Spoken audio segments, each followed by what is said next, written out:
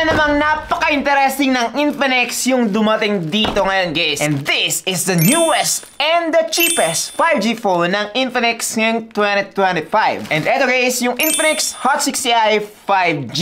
Wow, grabing intro yun ah. Hindi, wow. It's because, eto guys, ay around 6,000 pesos below lang, mga 5,800. And meron na siyang MediaTek Dimensity 6400 5G, which is very interesting. 50MP main camera, and more. So, napaka-surprising ng specs na to guys. Kaya naman, I'm very excited in unboxing this one. Tingnan natin kung maganda nga ba talaga siya. And yes, box pa lang, kung makikita nyo naman, same na same lang sa mga nilabas ng Infinix ngayon, which is yung Hot 60 series. And yes, eto yung pinakabago talaga nila. Di ko lang alam kung bakit walang masyadong hype tong smartphone na to, walang masyadong nagre-review, and supposed to be napakaraming mga reviewer yung nauuna dito, pero yes, sarap! Pagkabukas pa lang, eto na yung bubungan sa inyo. Muntik pa siyang mahulog. Ay, tanga mo! And just look at that.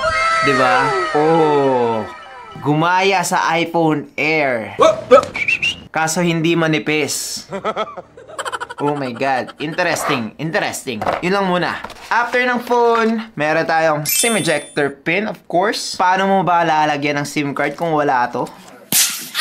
Meron din tayong license by Qualcomm kahit na hindi siya Snapdragon. More paperworks right here. And meron din tayong case. Hard case siya, kaso again walang protection pagdating sa gilid.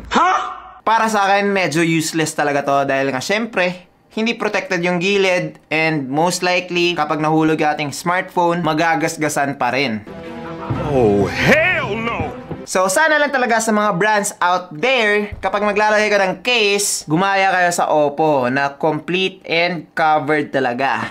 Diba? Tapos hard case. After naman yan, andito guys yung USB A to Type-C na cable. 18 watts charging brick. So, 18 watts lang siya. And also, pagdating sa kanyang RAM at ROM is just 4128. So, basically, medyo basic lang yung ibang mga specs na to. Pero pagdating sa kanyang processor, interesting po siya. Again, malakas po yung processor na yon. Titingnan ko talaga kung papasa nga ba talaga to as the most sulit smartphone pagdating sa 6,000 pesos. Dahil nga, guys, bihirang-bihira lang magkaroon ng 5G phone at this price point. Tapos, maganda pa na 5G processor, diba? So, this is it. Infinix Hot 60i 5G.